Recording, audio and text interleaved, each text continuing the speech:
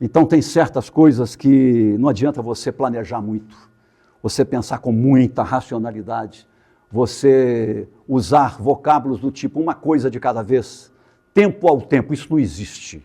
Em situações de urgência e emergência, quando se trata de questão de princípio e direito fundamental, como o direito à escola, não existe uma coisa de cada vez, não existe tempo ao tempo. Bem, foi uma bem-aventurança eu ter recebido um convite na véspera do Natal de 1998, 1988, de um ex-colega meu, deputado estadual à Assembleia Legislativa, Ademir Lucas, então eleito prefeito de Contagem, uma das 5 maiores cidades de Minas Gerais, uma das 3 maiores arrecadações em relação ao tributo habitante de Minas Gerais, na ocasião por volta de 500 mil de habitantes, hoje está perto de 700 mil, e ele fez esse convite, eu adorei o convite, e foi, por assim dizer, a minha pia batismal na área da gestão pública, em geral, e da gestão pública em educação em particular. Até então eu não havia sido secretário municipal nem estadual. Eu tinha uma experiência parlamentar como deputado estadual, 83, 87, muito intensa. Eu trabalhava em 3 comissões, eu escrevo muito, gosto de escrever e sistematizo as coisas, então pesquisava, estudava, produzia muitos relatórios, mas tinha uma atividade parlamentar ampla em todo o estado de Minas Gerais que me ocupava demasiadamente tempo. Na chamada resistência democrática, ainda com muita opressão. Então eu era o único deputado do Partido dos Trabalhadores e liderava a oposição. Eu era muito demandado nos interiores, a questão indígena, a questão da violência no campo, as primeiras greves sindicais operárias que estavam surgindo e se espalhando por toda Minas Gerais, eu era muito demandado. Movimento estudantil, movimentos sociais, comunidades eclesiais de base, movimento sindical de um modo geral, e eu conseguia, nesse estado meio país, meio continente, atender isso e, ao mesmo tempo, trabalhar em 3 comissões técnicas dentro da Assembleia. Para vocês saberem, é muito comum as pessoas dizerem, eu não entendo como um deputado trabalha, porque quando a televisão filma as sessões, tem meia dúzia de deputados e talvez haja uma outra meia dúzia conversando de costas. Não é. A pauta, a agenda é combinada entre os líderes. Quando tem um assunto relevante, o plenário fica lotado e abre-se o debate. Se bem que as redes sociais inibiram demais o debate público, inibiram muito.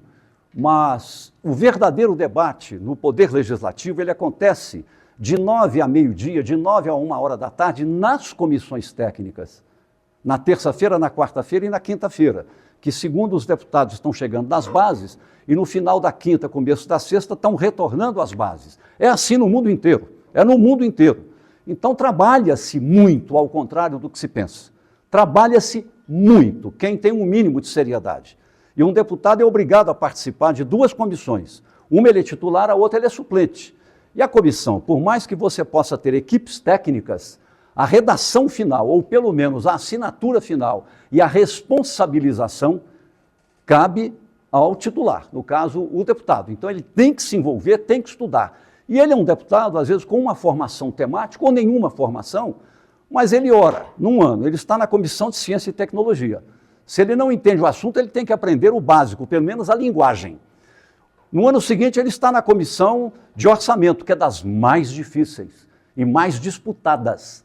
Porque na democracia, o que é a vida política? A vida política é uma permanente disputa democrática pela distribuição do poder político e a distribuição do poder político para que se promova ou a distribuição da riqueza ou a concentração da riqueza, segundo as visões de mundo que cada um tenha. Então é fabuloso, é uma coisa notável quando feita com grandeza, é notável, né? É a política, é a vida. E isso se refletia nas comissões técnicas. Todas as visões de mundo, o contraditório, isso chegava para dentro das comissões técnicas. Então, um deputado interessado, empenhado, independente da cultura escolar que ele tenha, independente da cultura literária que ele tenha, e assim por diante, ele é capaz de aprender coisas extraordinárias. Cultura é, em última análise, o quê? Uma capacidade de orientação geral autônoma. E uma pessoa interessada, independente do padrão cultural, mas que tem inteligência e pensamento lógico, aprende enormidades ao participar da vida parlamentar e, inclusive, nas comissões técnicas. Então, eu tive essa oportunidade. E antes de ser eleito deputado, eu fui selecionado como técnico pesquisador da Fundação João Pinheiro, que era a melhor do Brasil na ocasião. Nem se falava em Fundação Dom Cabral. A Fundação João Pinheiro era um símbolo de status, era desejada por todos os governos estaduais e pelo federal para dar consultoria, fazer estudos de... Não se falava ainda, a nomenclatura de políticas públicas é posterior, mas o que hoje nós chamamos de políticas públicas, a Fundação João Pinheiro trabalhava nisso. E eu trabalhei com uma equipe monumental. O Antônio Otávio Cinto, um cientista político talentosíssimo, era o presidente. Então eu trabalhei com Marcos Coimbra, com Sérgio Azevedo, Mercê Somarriba, um grupo interdisciplinar, e nós trabalhávamos políticas públicas de educação, políticas públicas de habitação popular, e os temas variavam, né? E as equipes também variavam. Então foi um aprendizado, essa gramática do planejamento, essa gramática de pensar o todo, partir de um diagnóstico, planejamento estratégico. Não se falava em planejamento estratégico situacional, isso Harvard criou anos depois, mas algum tipo de planejamento, em que medida é razoável você projetar, existe o indivíduo, existem os grupos sociais, existem os interesses, as classes sociais, a sociedade, e você vai planejar apesar do jogo dos interesses? Não. Então você discutia todas essas coisas e foi uma escola, foi muito importante para mim. Então eu não cheguei, por assim dizer, despreparado. Eu, como deputado, era muito zeloso, estudava muito, escrevia muito, produzia muito e agia muito também, politicamente. Então, quando eu fui convidado, eu já tinha anos de docência. Eu tinha sido professor de sociologia na UFMG. No ensino médio eu tinha criado, além de um curso de história, eu criei um curso de filosofia, ministrei curso de filosofia para alunos do terceiro ano do ensino médio, à véspera do vestibular, e, entretanto, o curso foi muito bem aceito, enfim, até aconteceu um fato curioso. Certa feita, o diretor, parecia um anjo barroco, o Renato, um professor de história brilhante, ele me chamou à sala dele e disse, olha, vários pais e mães de seus alunos me procuraram. Eu pensei, opa, acabou o curso de filosofia. Eles estão perguntando se você se disporia a dar um curso de filosofia para eles à noite.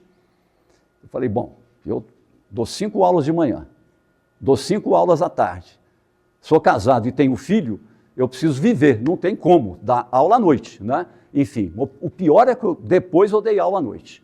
Enfim, mas então eu tive todas essas experiências muito interessantes. Trabalhei com os jesuítas, que são muito sistemáticos, muito rigorosos e muito cultos no Colégio Loyola, dava um curso de história lá no Colégio Loyola, que era dos melhores na época. Essa era a minha vivência em educação. Eu não tinha gestão alguma e não tinha sido nem dirigente de escola e muito menos de um sistema de ensino, fosse municipal, fosse estadual.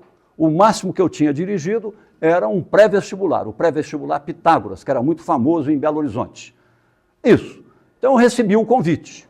Bem, na ocasião, o prefeito tomava posse no dia 15 de março, o que era uma enorme desvantagem, que um secretário municipal de educação, ao assumir, ele já assumia com o ano letivo iniciado no dia 1º de fevereiro.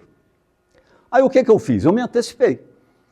Acabei com as minhas férias e passei o mês de janeiro rodando Contagem, o território, fisicamente, topograficamente, para conhecer bairro a bairro, vila a vila, favela a favela, e fiz isso com mapa na mão, acompanhando. Eu tenho uma memória espacial muito boa e fui vendo.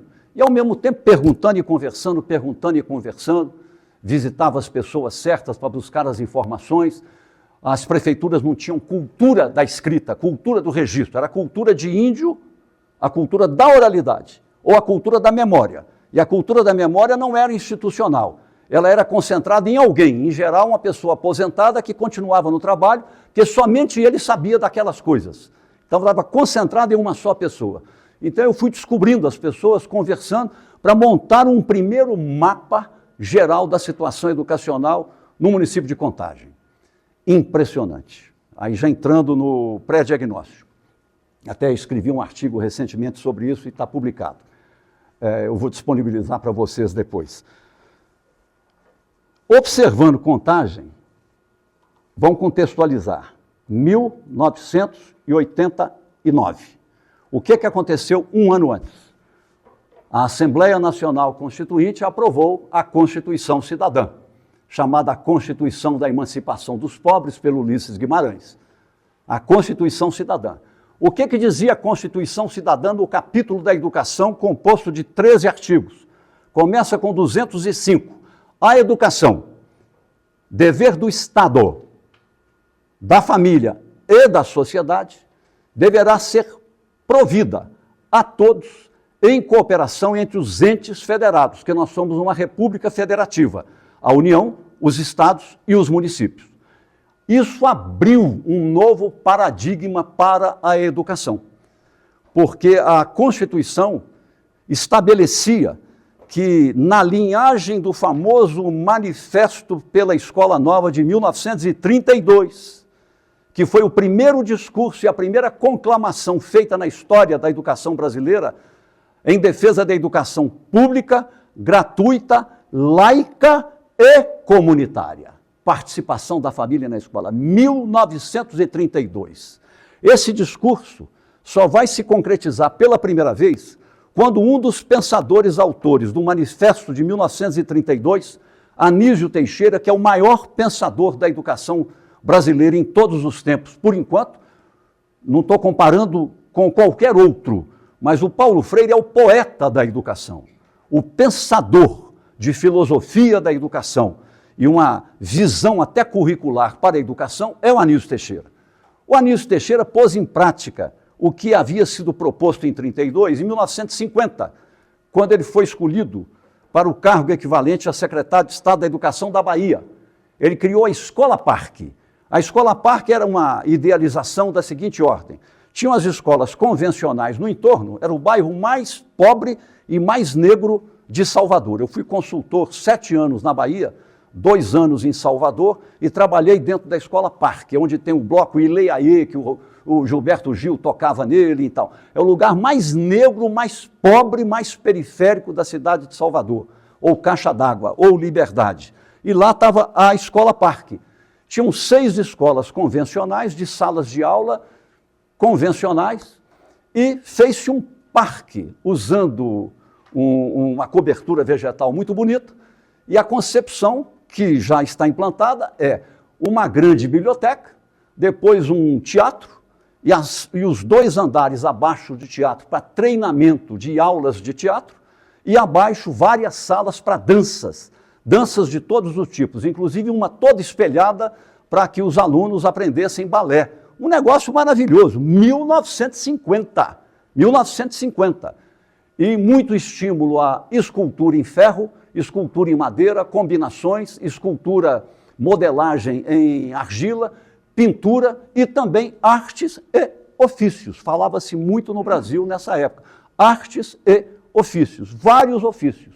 Era uma escola de educação integral, para que os alunos adquirissem mais autonomia, discutissem sentimentos, valores, ideias, debate, adquirirem autonomia moral, intelectual, um senso de responsabilidade individual, social, uma percepção da questão de justiça, educando para a democracia.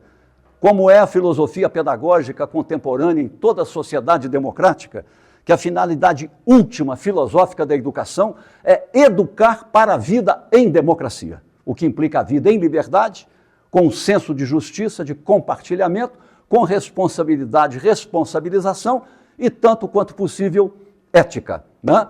Essa era a ideia. Nós levamos 67 anos para a experiência de 1950 na Escola Parque, Salvador, Bahia, se transformar em lei no Brasil, uma lei previamente discutida durante 6 anos, chamada Base Nacional Comum Curricular, aprovada pelo Congresso Nacional praticamente por unanimidade, após 6 anos de debates, estudos, pesquisas e tudo mais, em 2017, Base Nacional Comum Curricular, introduz o conceito de educação integral, nessa dimensão ampla que nós estamos falando aqui. Não é só a escola em tempo integral, é a escola em tempo integral para a educação integral.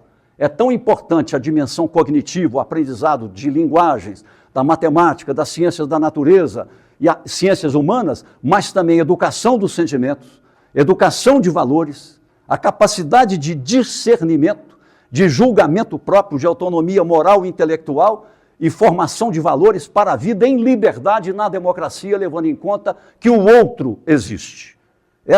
Esse é o discurso da nossa BNCC, que ainda não está rigorosamente posto em prática.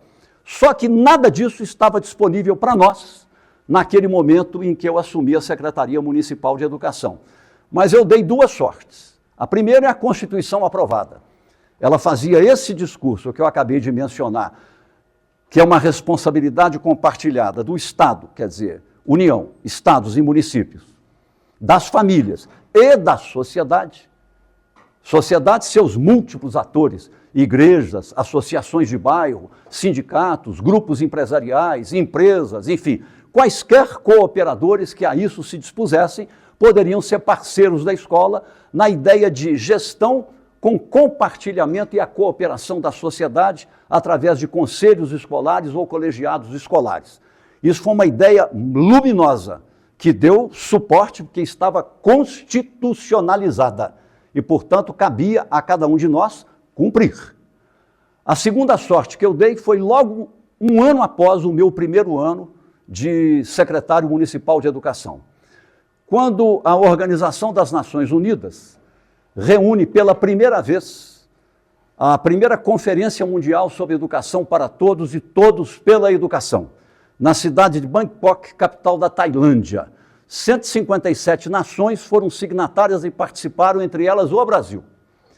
Em linhas gerais, a Carta Mundial sobre Educação para Todos, ela fez uma revolução copernicana no pensamento educacional no mundo naquela ocasião. Ela colocou conceitos novos como equidade, não se falava sobre equidade, é uma linguagem que vem depois com o Banco Mundial, o Banco Interamericano de Desenvolvimento, os governos começam a falar em equidade, as conferências internacionais, mas quem colocou esta agenda da equidade como uma agenda mundial, através da ONU, foi em educação a Conferência Mundial sobre Educação para Todos. Falava em equidade, falava em igualdade de gênero, falava em igualdade de condições independentemente da cor da pele, falava em igualdade de quaisquer que sejam as escolhas, as orientações, as preferências das pessoas, não usava a expressão inclusão. Inclusão é coisa do século XXI. Nós falávamos na ocasião equidade e garantia de ingresso e permanência na escola, que é a mesma coisa que inclusão, envolvendo todos. Às vezes as pessoas mudam a nomenclatura achando que estão inventando a pólvora, só que a pólvora já tinha sido inventada, porém com outro nome. E colocou também uma perspectiva analítica. Escola é uma organização social de ação coletiva compartilhada, focada em um projeto para o desenvolvimento da aprendizagem, buscando a excelência. A maioria dos autores desacreditava que a excelência em educação pudesse ser alcançada.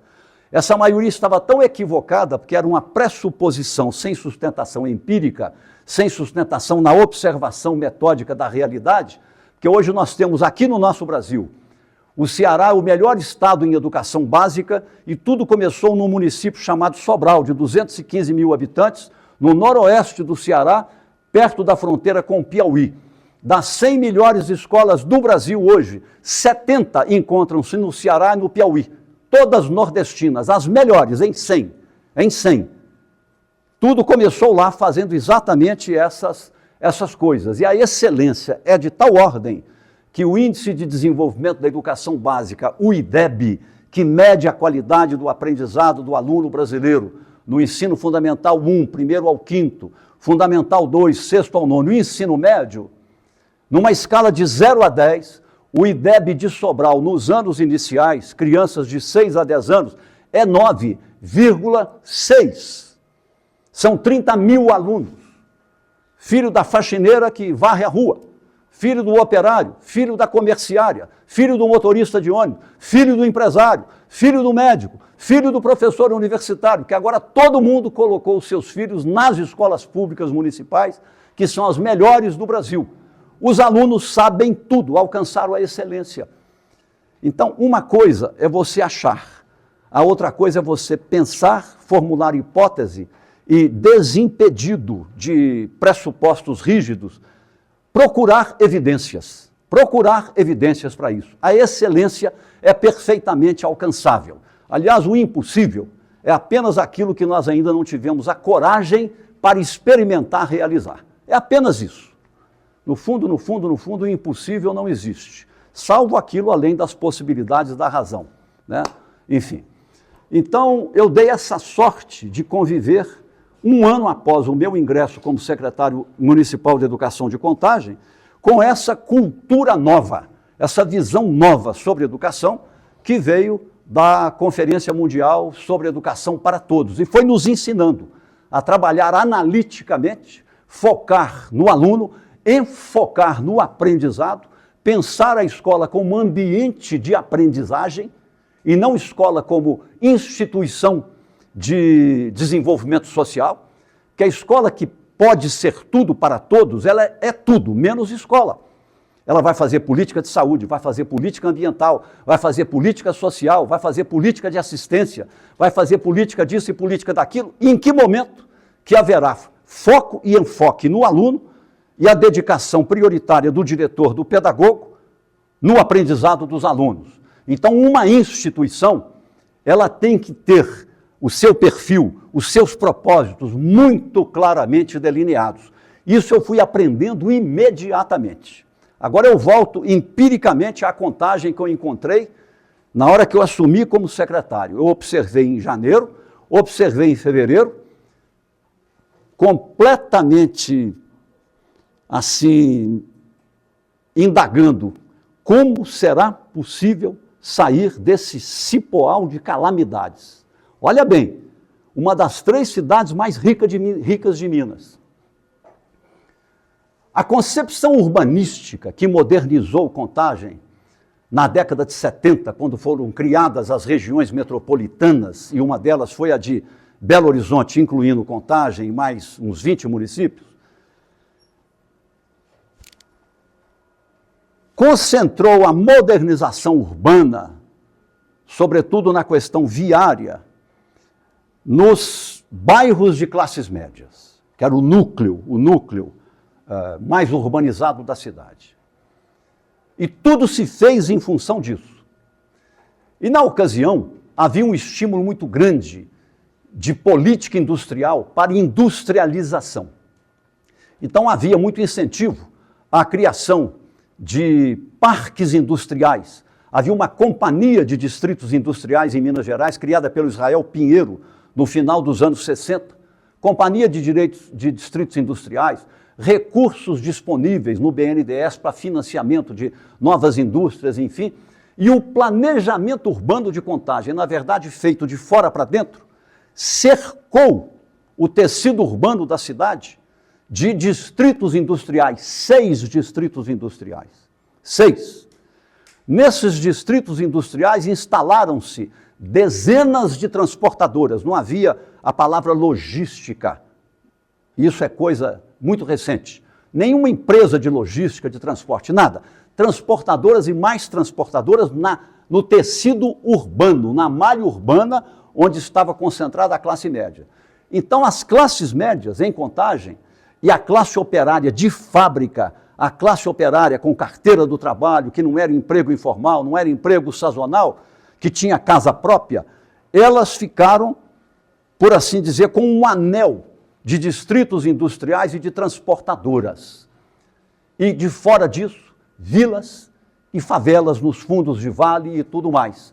E quando se falou em criação de política habitacional para pobre Contagem, criou-se a chamada Nova Contagem, a 30 quilômetros de distância da sede do município, onde estava surgindo uma penitenciária, a penitenciária de Nova Contagem, e onde surge uma prisão, as famílias dos presos mudam-se imediatamente para lá. E em todo lugar do mundo é assim.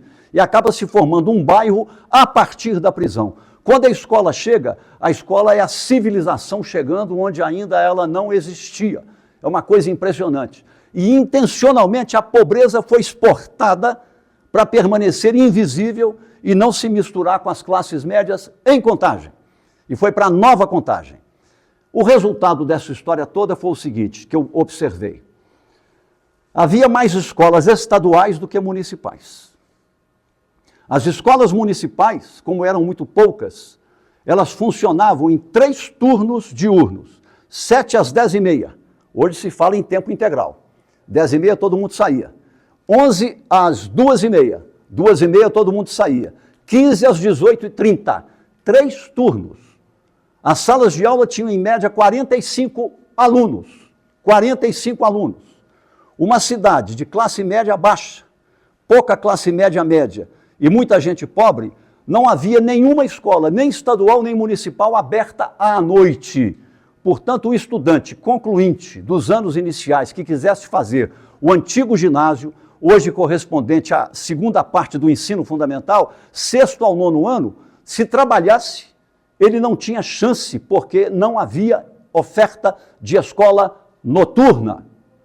Nós contabilizamos, naquela ocasião, não é um cálculo definitivo, que não havia estatística organizada, mas chegamos, com base demográfica, fazendo os cálculos, a 22 mil residentes em Contagem, na faixa etária de 7 a 14 anos, fora da escola, por falta de escola, na 3ª cidade mais rica de Minas Gerais. Nós estávamos em 1989, há 4 anos tinha terminado a ditadura militar, esse foi o legado que a ditadura militar deixou. Explicações que você pode dar para isso? Explicações não. Ponderações que você pode dar a isso para compreender o contexto. É inacreditável a revolução que a Constituição de 88 nos proporciona.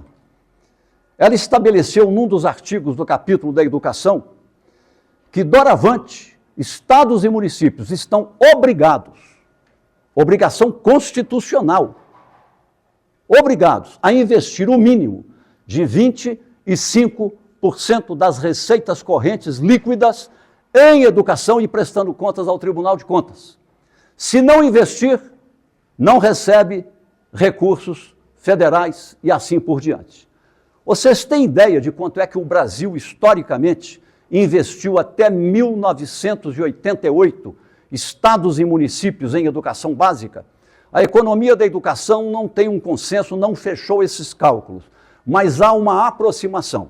Os municípios, em média, não teriam investido mais do que 6% dos seus orçamentos municipais no que hoje nós chamamos de educação básica. Não se falava em educação infantil, não estava na agenda. Educação básica, leia-se, grupo escolar, linguagem da época. Nem ginásio não se falava. E os estados, em média, terão investido até 8% dos seus orçamentos. Ou seja, não havia investimento público em educação. Não havia investimento público em educação. Em 1988, quando a Constituição foi aprovada, não havia oferta de escola pública de ensino médio no Brasil, salvo Belo Horizonte, Instituto de Educação. Quem estudava lá? As elites, escola pública. Instituto de Educação, Colégio Estadual Central.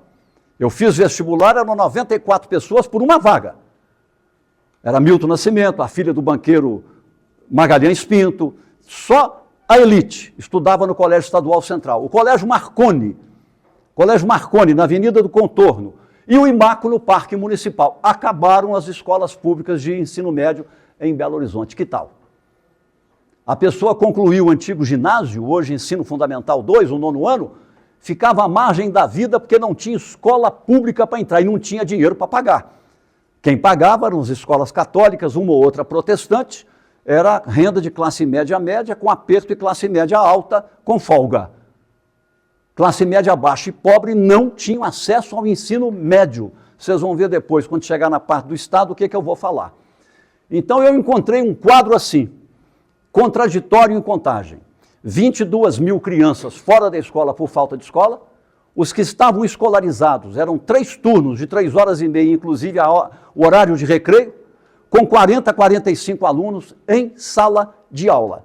E uma precariedade geral de infraestruturas. Entretanto, olha a contradição. Contagem era, em Minas Gerais, o único município que tinha uma rede própria municipal de ensino médio. Por quê? Que foi criada por pressão das classes médias de Contagem que elegiam os prefeitos. Olha que contradição.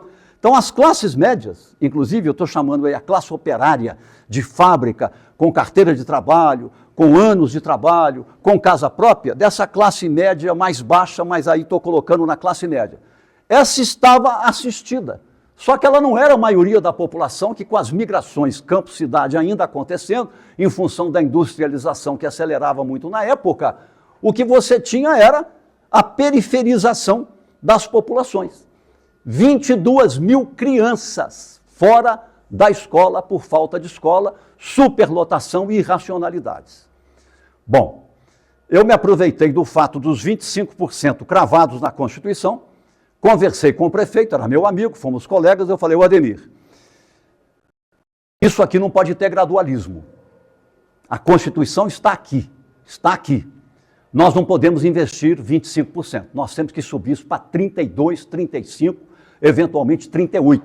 O meu prazo é de 2 anos para universalizar o acesso e botar essas 22 mil crianças em escolas decentes, próprias, nos bairros onde elas moram ou nas regiões onde elas moram. Enquanto não há isso, nós vamos fazer uma loucura santa, literalmente uma loucura santa. Vocês podem acreditar no que eu vou falar, que parece uma fabulação. Em um mês, eu mobilizei os padres, os pastores, empresários, aquela cidade inteira, usei os meios de comunicação de massa, nós alugamos mais ou menos uns 15 galpões industriais, tudo quanto era predinho que estava disponível para alugar, nós alugamos, e montamos a maior linha de ônibus da região metropolitana para transportar os alunos. Os alunos não, as crianças desescolarizadas, de onde elas moravam, que não havia escola alguma, por exemplo, atrás do Zoológico de Belo Horizonte, o bairro Tijuca, o bairro São Mateus, não tinha escola nenhuma, os alunos tinham que transportar 10 quilômetros em ônibus para chegar num galpão que nós alugamos e contratamos os professores autorizados pelo Ministério Público e conseguimos colocar os 22 mil dentro de escolas improvisadas em um mês. Em um mês. Um mês nós conseguimos fazer isso. Não ficou nenhuma criança fora da escola em Contagem já no primeiro semestre de 1989. Isso eu tenho um orgulho pessoal, porque é uma loucura mesmo. Como é que você transporta 22 mil pessoas em ônibus, tinha que ir uma mãe acompanhando, para colocar em galpões alugados, com infraestrutura precaríssima, mas com aula e professores. Tivemos que contratar uma enormidade de professores. Então, a primeira coisa, aí entrando já na sistematização, a primeira proposta de política pública que nós formulamos intencionalmente, não foi aprender fazendo, não, foi deliberado, intencional, foi equidade. Garantia universal de ingresso e permanência na escola. E ingresso e permanência com transporte escolar, uniforme escolar, alimentação escolar, escola funcionando regularmente, e assim aconteceu. A segunda política pública que nós formulamos, e demos uma denominação geral, e depois decodificada em programas temáticos, foi qualidade do ensino. A gente até chamava de equidade 2. A equidade 1 inclui, a equidade 2 inclui e dá qualidade. O que nós fizemos? Eu fui à Universidade Federal de Minas Gerais, procurei a reitoria, procurei o Centro de Ensino de Ciências, procurei a área de letras e recrutamos professores de excelência em grande número e criamos um centro de formação continuada de professores em Contagem. E colocamos 100% dos professores da rede municipal, aquilo funcionava de manhã, de tarde, de noite e sábado. E era obrigatório, fazendo formação continuada. Professor alfabetizador que não sabia nada de matemática, ia aprender a alfabetizar em matemática. E assim foi. Isso funcionou durante 4 anos. 4 anos. Até hoje há um reconhecimento disso. Então conseguimos fazer e fazer decentemente. Enquanto isso, começaram as obras. Só que era uma outra loucura. Não havia na Prefeitura de Contagem, em 1989, um setor de cadastro imobiliário urbano que identificasse o que era propriedade pública. Era a maior bagunça que vocês imaginassem. A maior bagunça. Eu tive que ocupar os sábados com 2 engenheiros e um arquiteto. Nós saímos no carro oficial que ficava comigo, rodando bairros que não havia nenhum estudo topográfico para mostrar áreas, identificar áreas, pedir nos cartórios, literalmente, qual é o status dessa área, identifica para fazer as desapropriações e tal, e tal, e tal, identificando as áreas, fizemos um projeto padrão de escolas e construímos em 2 anos, no final do 2º ano, no final de 1990, todo dia nós tínhamos agenda de inauguração de 1 a 2 escolas. 2 CAIC que levei para lá, um SENAC que consegui levar para lá, uma escola para 416 meninos e meninas que eram presos todo dia por causa de furto, algumas meninas prostituídas pelo pai, vários dos meninos com casos de assalto à mão armada, e criamos o INECAC, um instituto em tempo integral na modalidade da escola parque para essa criançada. Nunca teve uma briga lá dentro. Nunca teve uma briga lá dentro. E fizemos 26 ou 28 escolas de 14 salas de aula com quadra coberta em 2 anos. Mas esses 2 anos, a Virgínia, minha mulher, é que sabe. Eles representaram 10 para mim, porque eu não tinha fim de semana. Não tinha um fim de semana, nem sábado, nem domingo. Era um tal de reunir comunidade, mobilizar, explicar, e queriam ouvir o secretário e tal, para confiar que pode ir no ônibus, pagando a mãe para ficar de fiscal no ônibus e tal, e a coisa funcionando. O fato é que deu certo. Coisas que não adianta você planejar muito, você pensar com muita racionalidade, você usar vocábulos do tipo uma coisa de cada vez, tempo ao tempo, isso não existe. Em situações de urgência e emergência, quando se trata de questão de princípio e direito fundamental, como o direito à escola, não existe uma coisa de cada vez, não existe tempo ao tempo, existe a loucura santa. E isso não cabe em nenhum discurso de planejamento. Isso é uma heterodoxia total, mas é a vida. Não se briga com a vida, você pode melhorar, né? A vida é uma maravilha. E fizemos. E houve um reconhecimento. Na ocasião, o Ministério da Educação não estava preparado para fazer avaliação. O que chamava de avaliação era aleatório, não tinha sistematicidade, não tinha rigor, não tinha comparabilidade, não servia. Então, eu não sei como, ninguém me explicou, eu tentei saber, não soubemos, mas de repente eu recebo um convite da Rede Globo no Rio de Janeiro. Tem um encontro com a cúpula da Rede Globo e aquele ator que balançava uma pulseira, aquela novela que ficou famosíssima. Vocês lembram? Alguém já viu? Hein? Senhorzinho Malta. Como é o nome dele? Lima Duarte está com 95 anos hoje.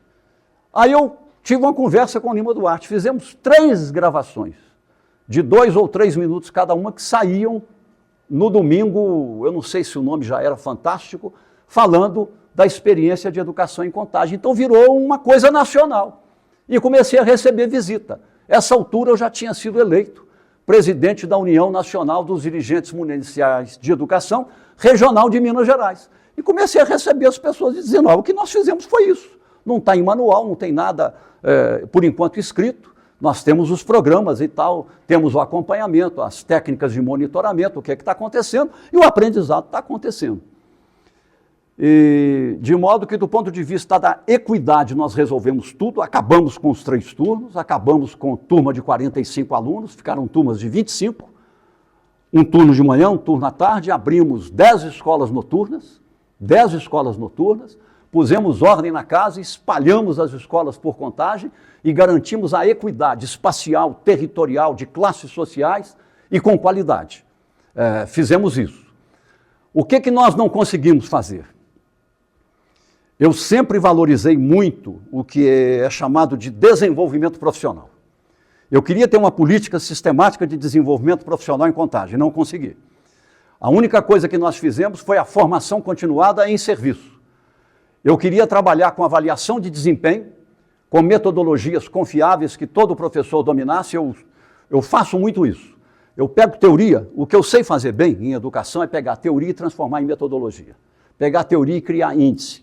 Pegar teoria e criar orientação para diretor, para pedagogo, para professor e com avaliação. Isso eu sei fazer bem.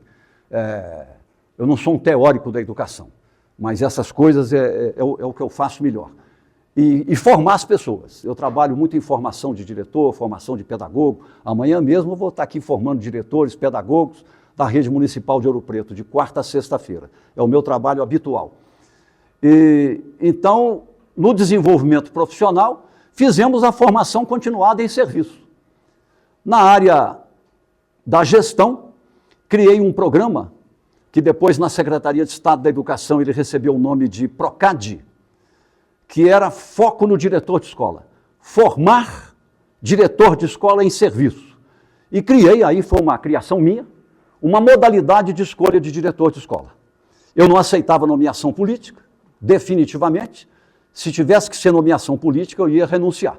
Não aceitava, não ia botar meu nome numa coisa dessa. Também não aceitava só a eleição. Na época, o Brasil, da resistência democrática, com toda a razão, ódio à ditadura, queria eleição direta e eleição direta e eleição direta de diretor de escola. Eu me levantei contra. Eu falei, a escolha do diretor pelo voto é muito importante, mas é a segunda etapa. Qual é a primeira etapa que nós criamos em Contagem? Somente em Contagem isso foi feito no Brasil naquela ocasião. Serviu de modelo para Minas Gerais. Desde que o candidato, professor da rede, inclusive contratado, não tivesse problema de pontualidade, assiduidade, não tivesse inquérito administrativo e nada que o desabonasse na conduta profissional, ele como ser humano, como indivíduo livre, não tem nada a ver com isso, a conduta profissional. Ele podia se habilitar como pré-candidato a diretor escolar. Então eles entraram num curso que eu criei e eu ministrei o curso. Era teoria de manhã e aplicação à tarde com um produto. Os 5 produtos, segunda, terça, quarta, quinta e sexta, viravam um pré-projeto de gestão da escola. Aí eu entregava para uma banca examinar o produto. Quem obtivesse de 0 a 10 um mínimo de 7, podia fazer a prova. E fazia uma prova que não é múltipla escolha, era uma prova discursiva. Aliás, agora estão acabando com a múltipla escolha e finalmente estão botando a moçada para escrever. Porque se vocês ficarem na múltipla escolha e não escreverem, vocês não serão capazes de desenvolver pensamento lógico, pensamento analítico, pensamento sintético, sistematização, capacidade de argumentação para conviver em situações sociais de diálogo, de debate, construindo a argumentação. Aliás, o Enem, Exame Nacional do Ensino Médio, trabalha com 5 grandes competências troncais. A primeira delas é o seguinte: ter o domínio da norma culta da língua portuguesa e ser capaz, em situação social de diálogo, utilizar conhecimento e informação matemático, científico e artístico.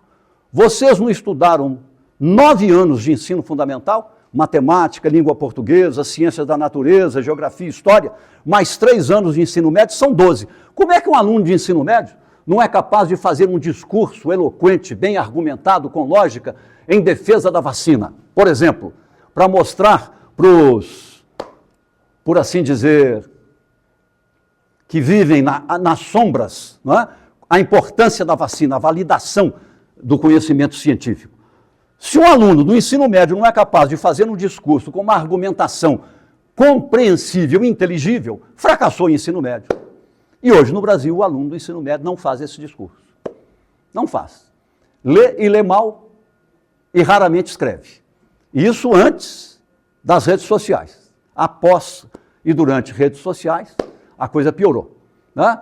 Então, voltando ao ponto. Nós conseguimos, então, formação sistemática de diretores. E introduzimos essa modalidade de gestão. Nisso, o Hélio Garcia foi eleito governador de Minas em 90. E o meu irmão mais velho, muito experiente em educação, foi convidado para ser o secretário de Estado de Educação. Nós somos, apesar da diferença de idade, ele é 7 anos mais velho do que eu, mas nós somos muito amigos. Ele falou, João, eu estou ouvindo umas coisas de Contagem, você já me falou, eu quero passar um dia lá. Vamos lá. Quando ele entendeu o modelo de gestão que nós adotamos, o modo de escolha do diretor, e o diretor entrava e tinha uma regra. 50% do tempo do diretor, ele podia dedicar à relação com a secretaria, administração de pessoal, relação com as famílias, problemas patrimoniais, de infraestrutura, tudo. Porque a escola não dá para você segmentar as coisas, não. Isso tudo cai. 50% ele tinha que dar conta de ensino e aprendizado. Saber o que estava acontecendo em cada sala de aula, reunião semanal com o pedagogo, monitoramento de processo, quem estava aprendendo, quem não estava aprendendo o que está sendo feito para esse aluno não ficar para trás e aprender. Um diretor que não sabe isso não é diretor. É síndico de prédio ou administrador estrito sensu. Ele tem que ser diretor de escola em plenitude. E para não sobrecarregá-lo com os aspectos de prestação de contas, controle patrimonial, fluxo e entrada de coisas como merenda escolar, nós descentralizamos tudo, dinheiro direto na escola, vou falar isso. Eu criei a figura do gerente escolar. Fiz um concurso para gerente escolar. Tem que ter nível universitário, um salário razoável comparado com a época. E o que o gerente escolar fazia? Controlava a frequência, pontualidade, assiduidade de todos os servidores, de todos os professores e demais servidores, o fluxo de entrada de móvel que entra, móvel que sai para consertar, fluxo de entrada de alimentação escolar e a conferência, problemas de infraestrutura, telhado, fundação, problema hidráulico, problema elétrico, tudo era com ele resolvia, e criamos uma equipe na secretaria para dar suporte às escolas imediatamente. Isso, por assim dizer, aliviou a carga de exigências de um diretor, e eu exigi agenda. O diretor fazia uma agenda, segunda, terça, quarta, quinta e sexta, manhã e tarde, o equivalente à primeira hora, segunda hora, terceira hora, o que ele estaria fazendo. Claro que tem uma variação, tem imprevisibilidade, mas tem uma estabilidade, tem um padrão. A escola inteira entender que esse diretor trabalha com padrões. Esse diretor é confiável porque olha as coisas como funcionam. O diretor fazia e o pedagogo também. E introduziu o portfólio. Todo professor e todo pedagogo tinha que ter um portfólio, o registro das suas práticas com avaliação e assim por diante. Então, introduzimos a cultura da escrita e do registro na escola, que era tudo oral. Escola pública no Brasil, tudo com oralidade. Tudo com oralidade. Isso nós conseguimos introduzir. Formação sistemática de diretor, formação sistemática de pedagogo. O pedagogo era formado, saía da escola, a moça com 21 anos de idade, talentosa, saía da Universidade Federal, fazia um concurso, era aprovada no concurso, virava pedagoga para coordenar professoras alfabetizadoras que há 10 anos alfabetizavam crianças no primeiro e no segundo ano, e a nossa colega pedagoga, muito culta, muito preparada, mas não sabia o que era uma sala de aula. Não sabia o que era uma sala de aula. E o pior é que esse modelo vige no Brasil até hoje. Pedagogia devia ser curso de pós-graduação. Graduação devia ser formação de professores, por disciplina ou campo interdisciplinar. Forma professor, que vai aprender a dar aula, inclusive com estágio. Né? Você quer aprofundar a filosofia da educação e tal, gestão pedagógica, vamos para a pós-graduação. Vamos para a pós-graduação. Não. Aí a pessoa, teoria, a história da didática, as didáticas, filosofia da educação, história da educação, sabem tudo na hora que vão aplicar. Aí vem com os discursos, porque é o construtivismo. Aí vem as pesquisas empíricas. Toda a água que desce da montanha não contaminada é bem-vinda. Combinar construtivismo com o método fônico, com o método global, tudo isso ajuda e as crianças aprendem muito. Quando você escolhe um e segrega os demais, crise. As crianças não aprendem ou aprendem menos do que deveriam. Então as teorias vão caindo. Falava-se assim, o problema do aprendizado é superlotação de sala de aula. A demografia se incumbiu, devido à queda da taxa de fecundidade, de fazer com que a sala de aula brasileira hoje, na escola de ensino fundamental, do 1º ao 9º, tenha em média 18 a 20 alunos, em vez de 35, 40. Diminuiu a metade e a qualidade do aprendizado melhorou? Não. Então as falsas teorias que transformam pressuposições que nem são apresentadas como hipóteses e já são afirmadas como verdades. Uma a uma foi caindo ao longo do tempo. E na ocasião, nós não podíamos fazer avaliação sistemática comparável, porque não havia metodologia, o Ministério da Educação não estava equipado para isso. O Ministério da Educação faz uma revolução muito significativa em 1995, quando assume o Ministério um economista, que tinha sido reitor da Unicamp e secretário de Estado da Educação de São Paulo, Paulo Renato de Souza, meu amigo do exílio no Chile. Ele foi para o Chile para fazer doutorado em economia e eu fui exilado. A gente jogava futebol junto no final de semana e eu participava de um conjunto de bossa nova, tocava bateria, a mulher dele cantava, então a gente ficou muito amigo. Ele foi um ministro brilhante, como o Fernando Haddad também foi outro ministro brilhante. O Paulo Renato mudou profundamente o ministério. Então a gestão em Contagem, ela foi... É uma coisa que não é legal, pode acontecer uma vez na vida, porque você tem que resolver os desafios que a vida apresentou, conforme eu já descrevi aqui. O modelo de santo mártir e herói não é bom. Não é bom. Ocasionalmente, excepcionalmente, você tem que utilizar. O custo humano disso é muito alto, mas foi feito. E eu leguei, consegui indicar a secretária que me sucedeu, trabalhou comigo, era a minha coordenadora pedagógica, para fazer a segunda etapa do que então passou a ser chamado de inclusão. Nós tivemos que cuidar do ensino fundamental. Não dava como cuidar da educação infantil. Educação infantil, o que eu fiz? Chamei as 96 escolas comunitárias, criadas por comunidades eclesiais de base, por gente pobre, que se consorciava, dava um dinheirinho do salário, empregada doméstica, diarista e tal, alugava uma casa, então nós assumimos os aluguéis, a reforma das casas, o treinamento do pessoal, a alimentação, o uniforme, o transporte e dando formação e orientação. A segunda etapa, aí já não foi a minha gestão, mas foi a continuidade com a mesma equipe, foi então partir para a universalização da educação infantil, que hoje está universalizada no Brasil. Então, quando no período 93, 96, nós já estávamos avançando em busca da universalização da educação infantil. E após isso, aí tivemos um problema de revezamentos de poder, que são próprios da democracia, mas não havia ainda um fortalecimento institucional das políticas públicas no ponto desejável, então houve mudanças e a educação em Contagem hoje começa agora a retomar, mas ela decaiu muito. Mas foi o que nós fizemos na ocasião e, me permitam dizer, foi maravilhoso. Foi maravilhoso. Foi isso. O erro que eu cometi foi não ter até então escrito sobre isso. Recentemente é que eu fiz um artigo sobre isso. Mas um artigo que ele pode ser complementado. Bom, no Estado, rapidamente, para não tomar todo o tempo. No Estado, aí foi diferente, porque eu já tinha experiência de Contagem, a cultura introduzida pela Conferência Mundial sobre Educação para Todos já estava estabelecida, bem conhecida no Brasil, e eu fui o continuador do meu predecessor, que era o meu irmão. E nós tínhamos uma enorme afinidade no que diz respeito à gestão de educação básica. Embora ele fosse o maior empresário privado na área da educação básica, mas era um defensor da escola pública como poucos. Então não adianta, está aí para privatizar. Pelo contrário. Nós expandimos a rede pública. Então ele conseguiu introduzir, primeiro, não tinha dinheiro disponível. Então nós pegamos um empréstimo de 300 milhões de dólares no Banco Mundial, o dólar valia muito na época, e a contrapartida equivalente do nosso orçamento.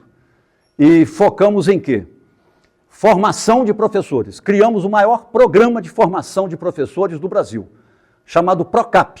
Abrimos um concurso público e 9 universidades federais de Minas Gerais, inclusive a UFOP, se credenciaram e foram aprovadas e organizaram para nós, com a nossa orientação, um programa de 2 anos de formação sistemática de todos os professores do ensino fundamental e do ensino médio, PROCAP. Se vocês conversarem com pessoas daquele tempo, a coisa que mais elas vão falar é o PROCAP. Criamos o PROCAD, Programa de capacitação de dirigentes escolares, também 2 anos. Foi outra coisa. O resultado disso, em continuidade, 91, 94 foi o Valfrito, 95, 98 fui eu. Quando chegamos em 1997, Minas Gerais saiu do 8º lugar no ranking nacional, passou para o 5º na avaliação de 1995, que já era uma avaliação mais robusta, e chegamos a 1º lugar em qualidade do ensino e do aprendizado na rede estadual no Brasil, em 1997. O que nós fizemos? O PROCAP, o PROCAD, infraestrutura, equipamento de escola, modernização, introdução da informática na escola, e eu fiz um programa de municipalização. Por quê? Para finalizar, o Paulo Renato de Souza, ministro, criou uma das coisas mais brilhantes que jamais se fez na área da gestão, da economia da educação, buscando a cooperação entre os entes. Criou o Fundef, Fundo Nacional de Desenvolvimento do Ensino Fundamental, 1996, implementado de 97 em diante, para durar 10 anos. O que é isso? Um município, vamos dizer Ouro Preto, tinha os 25% que ele tinha que investir em educação. Então, digamos que o prefeito da época, é só um exemplo, não estou falando concretamente, não, eu não vou criar mais escolas, não vou aumentar a matrícula, deixa o Estado fazer. Ele ficava com aquela montanha de dinheiro sem ter aluno. Então, no final do ano, ele criava o equivalente a um 14º, a um 15º, a um 16º e distribuía, sem mérito algum do profissional, dinheiro, para ficar bem na fita política e eleitoralmente. Dinheiro, populismo barato. E dizer, é dinheiro demais, você ia ver, não tinha aluno. O que o Fundef fez? Criou um fundo de equalização. Entre aspas, sequestrava contabilmente 20% do orçamento da educação, dos 25%, portanto, 4/5 partes ficavam no fundo, e do Estado também. Agora, o Estado e o município vão receber por um per capita aluno, que era um per capita nacional, de acordo com o quantitativo da matrícula. Então, foi um tal de todo mundo querer fazer escola e ter matrícula e aluno. Eu, então, aproveitei e falei, olha aqui, eu preciso universalizar o ensino médio. Deixa eu contar uma historinha para vocês, gente. O nosso país está muito melhor do que sempre já foi, mas ainda vai melhorar muito. 1996, hein? Eu me dei conta, já sendo secretário, 1996, espera aí, por que nós temos tão pouco aluno no ensino médio? Um estado deste tamanho, 853 municípios, nós tínhamos 285 mil alunos no ensino médio. Fomos checar os dados, sabe quantos municípios em Minas Gerais tinham escola estadual de ensino médio?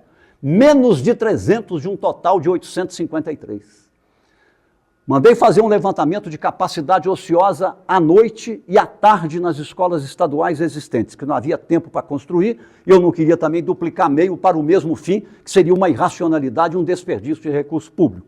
Como o perfil do aluno de ensino médio brasileiro, majoritariamente é de um aluno pobre que precisa trabalhar ou um turno ou 2 turnos, ele vai estudar à noite, nós, em 6 meses, implantamos escolas estaduais de ensino médio nos prédios existentes à noite nos 853 municípios mineiros. Qual era o problema? Não tinha professor de física, de química, de biologia e tinha escassez de professor de matemática. Eu pedi autorização ao Conselho Estadual de Educação, fiz uma convocação pública. Você é farmacêutico no seu município? Você sabe química e biologia? Quer ter um treinamento? Tem. Treinamento de 1 mês. Está contratado, vai ser professor à noite. Eles adoraram. Era farmacêutico de manhã e de tarde, à noite ele virou professor do ensino médio na escola dele, enquanto a gente formava professores com a cooperação das universidades. Universalizamos o ensino médio em 1997 em Minas Gerais. Sabem quando o ensino médio foi universalizado no Brasil? 2010. Nós fizemos em 1997, porque tinha um governador chamado Eduardo Azeredo, que na hora que falei isso para ele, expliquei isso para ele, nós vamos municipalizar. ao municipalizar a matrícula do 1º ao 4º ano, não havia 5º ano era o antigo ginásio, nós vamos perder receita. Que o dinheiro do Fundef era do ensino fundamental. Nós vamos tirar os nossos alunos de ensino fundamental do equivalente ao antigo grupo escolar, passar para o município, dar à escola os equipamentos e os alunos. Quem vai receber o Fundef desses alunos é o município. Nós vamos perder. Nós vamos perder. Em compensação, nós vamos concentrar no Fundamental 2 e no ensino médio. Mas o ensino médio, Eduardo, nós não podemos terminar o seu governo deixando jovem fora da escola de ensino médio, quando nós temos o prédio, podemos recrutar os professores, só que o orçamento, que já era de 32%, não era 25%, não dá. Sabe a decisão que esse governador tomou? Subiu o orçamento para 44%. Claro que todos os secretários, exceto o da saúde, odiaram, porque todos perderam parte do seu orçamento e nós concentramos em educação. E perdemos a eleição. Perdemos a eleição, porque isso não era valorizado socialmente. Universalizamos o ensino médio, perdemos a eleição. Perdemos a eleição para um gigante chamado Itamar Franco, que tinha sido presidente da República. E foi um bom presidente da República, porque, afinal de contas, ele apoiou. Quem fez o Plano Real foi o Fernando Henrique e a equipe dele, mas ele apoiou, ele era o presidente. Só que o meu amigo Itamar Franco, que eu conheci muito, o então excelente líder político, de uma sagacidade, de uma sabedoria, Tancredo Neves, dizia o seguinte: o Itamar é um homem de coragem. É um homem de coragem. Só tem um probleminha. Ele faz política com o fígado. Ele guarda ódio na geladeira. E o ódio era tanto que, na hora que ele assumiu o governo de Minas Gerais, ele assumiu e pegou uma foice e começou a cortar. Todo o legado que nós deixamos em todas as áreas, ele foi destruindo. O Itamar só destruiu. O que ele deixou de legado? Nada, ninguém fala mais. Ninguém fala mais. E isso, infelizmente, não foi recuperado. Então, finalizando, eu quero lhes dizer uma coisa. Formular política pública, o cânone da gramática, as tecnicalidades, isso é essencial. Há que se conhecer, sim, especialmente para você avaliar custos, avaliar processos, avaliar qualidade e dar conta de resultados. Não caiam na arapuca, que é o maior equívoco de achar que você avalia políticas públicas comparando resultados. Guimarães Rosa, o real não está no começo nem no fim. Ele se dispõe para nós na travessia. A travessia é a vida. O longo prazo é uma sucessão de curtos prazos. É na sucessão de curtos prazos que o real se constitui, pela intencionalidade de nossas ações. É aí que é o fundamental. Então, os processos que envolvem o reconhecimento de cada ser humano, o valor que cada ser humano tem, a formação das pessoas, o apoio às pessoas, a crítica construtiva às pessoas, acompanhamento dos processos, o encorajamento, os incentivos, a exemplaridade. É nessa construção que você está construindo os resultados. E o resultado não é aquele do final do ano. O longo prazo, o final do ano, é uma sucessão de curtos prazos. Em educação, curto prazo é todo dia o aluno aprendendo o que ele precisa aprender. Toda sexta-feira o aluno tendo que ser avaliado pelo professor que vai dizer aprendeu quão bem, domina as habilidades ou não. Se não domina, o que vamos fazer para que ele não fique para trás? Que você não deixa ser humano para trás. Você não desacredita de ser humano nenhum e nem deixa para trás. Você tem que estimular o tempo inteiro. É o nosso dever, quem está nessa área, na gestão pública. Aí você constrói os resultados. Quando uma empresa privada fala resultado, resultado, resultado, eu entendo. A competição é infernal. Se ela não tem resultado, ela morre. Então é resultado, resultado, resultado, resultado, só que ela vira uma máquina de moer carne e os chefes ficam esmagando os trabalhadores. E é por isso que tanta gente muda de emprego com tanta rapidez no Brasil, que as pessoas não suportam. As pessoas não conseguem pensar o médio prazo e o longo prazo para construir cultura de organização. A construção da cultura organizacional envolvendo valores. E aqui eu vou terminar com um registro escrito. Se eu puder deixar um legado para vocês desse encontro de hoje, é esse aqui. Como é que você trabalha gestão e construção de política pública? Ponto 1.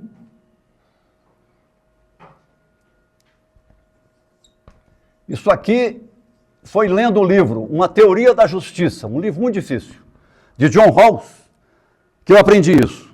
Justiça. Qualquer grupo humano, independentemente do tamanho, pode começar com uma família, um círculo de amigos, uma instituição como a universidade, um partido político, um sindicato, um governo, o que seja. Uma escola. É fundamental que as pessoas se coloquem minimamente de acordo quanto ao que compreendem por justiça. Mesmo que seja uma concepção minimalista do tipo justiça como equidade.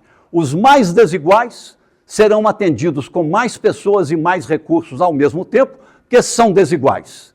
Você introduziu uma desigualdade, você dá mais atenção a esses, porque eles são os vulneráveis. Mas você tem os alunos avançados, que se não forem cuidados para continuarem avançando, eles vão ser discriminados, né? Então, justiça. Quando um grupo humano se coloca razoavelmente de acordo, pode divergir de vários aspectos, mas concordar em alguns, sobre o que seja justiça, você facilita o segundo ponto da cadeia, que é a coordenação. Isso é uma palavra composta. Ordenar é uma faculdade da inteligência humana mais limitada. Não precisa de talento para ordenar. Não precisa de grandeza moral para ordenar. Não precisa de muita lógica para ordenar. Ordenar é muito fácil. As tiranias ordenam. Elas discriminam quem elas não querem, né? E aqui elas tutelam com privilégios aqueles que a aplaudem. Ordenar é coisa de chefe. Coordenar é ordenar com o outro, que é diferente de mim. Você vai ordenar com pessoas que têm visões de mundo distintas, valores distintos. Os valores, às vezes, são pautas antagônicas. Não há covalência de valores, mas você tem que aprender a conviver na contradição. Então, coordenar é sabedoria também. Quando há justiça e coordenação, nós estamos numa instituição chamada escola, que tem propósitos, e ela precisa cumprir os propósitos, porque ela tem os alunos. Nós vamos praticar justiça pensando nos alunos. Vamos coordenar pensando nos alunos, o nosso público-alvo e razão de ser. Então, aqui eu tenho que ter eficiência,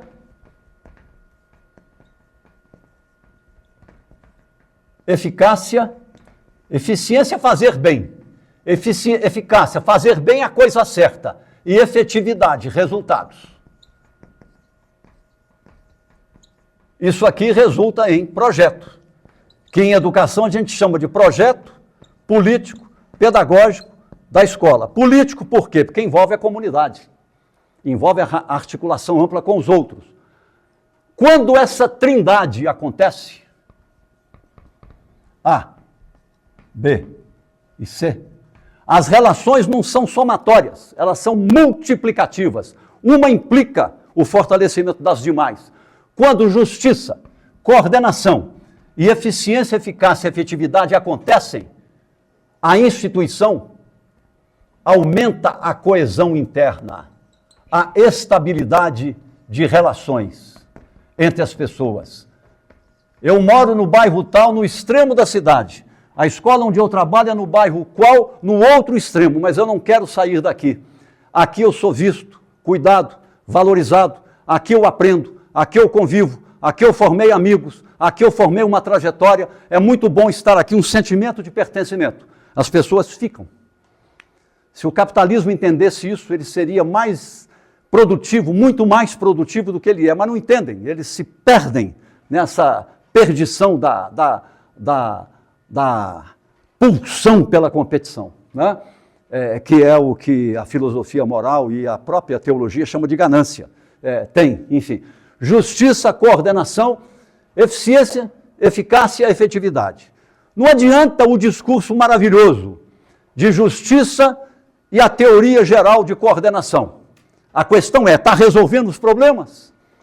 Resolver os problemas, olha lá, eficiência, eficácia e efetividade. Então aí tem que ter treinamento gerencial, treinamento de coordenação, aprender técnicas, fazer bem a coisa, fazer certo a coisa certa o tempo inteiro e alcançar as metas progressivamente. Aí você constrói a coesão. A coesão e estabilidade é uma sociedade de anjos? Não, nós somos humanos. A questão é, tensão é um convite à resolução. A maturidade não deixa a tensão desdobrar em conflito, e muito menos levar conflito pessoal para dentro da escola. Conflito pessoal se resolve na esfera da vida privada. Dentro da escola, não. Então, isso aqui. Você tem que ser... Eu tenho a minha convicção de justiça, eu não vou impor ela a ninguém. Eu quero é formar um denominador comum, uma base que me permita conviver e me permita dialogar, conversar e divergir. E nós temos alegria de poder participar de um diálogo humano, né? Coordenação é a melhor coisa do mundo. A coordenação te protege. O sujeito que quer, de modo personalista, chamar as coisas a si, os custos afetivos, psicológicos, psíquicos, emocionais disso, são terríveis. E a solidão, já que ele é assim, ele nunca vai ter solidariedade, ele vai ter adeptos ocasionais. Agora, se você valoriza as pessoas, se você tem critérios para que as pessoas se desenvolvam profissionalmente, de tal modo que você não está concedendo privilégio a quem quer que seja, e, portanto, você não está discriminando ninguém, pelo contrário, mas você tem regras claras e quer melhorar, a coordenação fica muito fácil, fica graciosa, fica agradável, né? E a vida flui. Você pode até não pagar o salário que as pessoas merecem, mas as pessoas trabalham com alegria. O ambiente é convidativo, o ambiente eleva. E você chega a isso aqui com muita facilidade.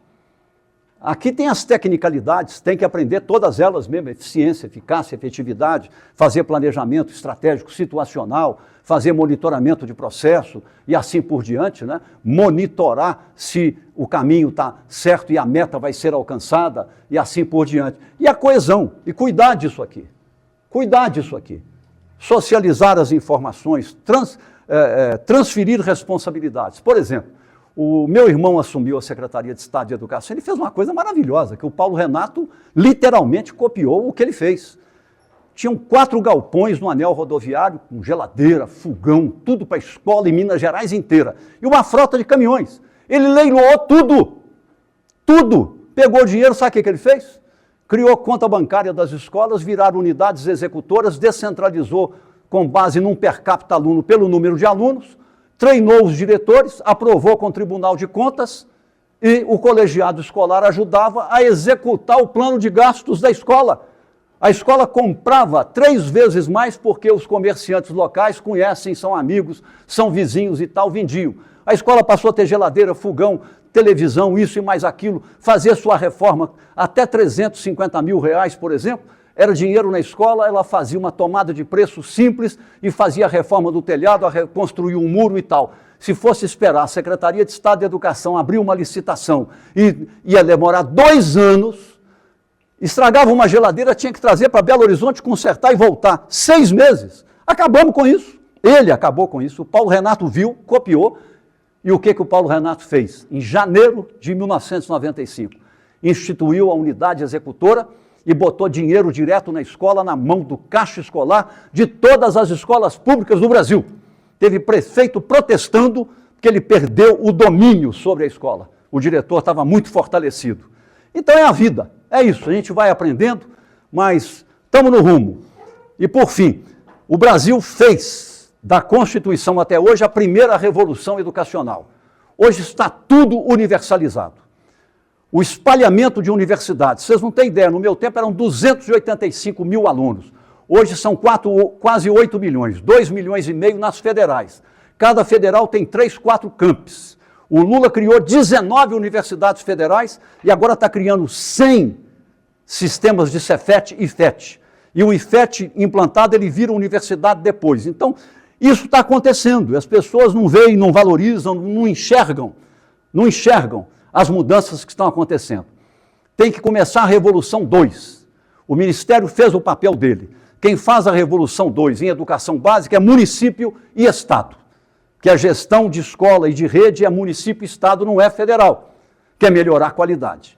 O IDEB no Brasil, em Minas Gerais, ensino médio é 4, deveria ser 8. Nos anos finais, 6º ao 9º ano, é 4,7, deveria ser 9. Nos anos iniciais é 6, e tem gente que acha que é bom, deveria ser 9. Então nós estamos mal do ponto de vista de qualidade. É a segunda revolução, que vem com tempo integral, educação integral, melhor formação de professores e mudar o currículo das faculdades de educação, que formam eruditos em teorias, mas que não sabem dar uma aula diante dos alunos, ok? Desculpem ter falado tanto, agora vamos ver o que nós conversamos também, tá?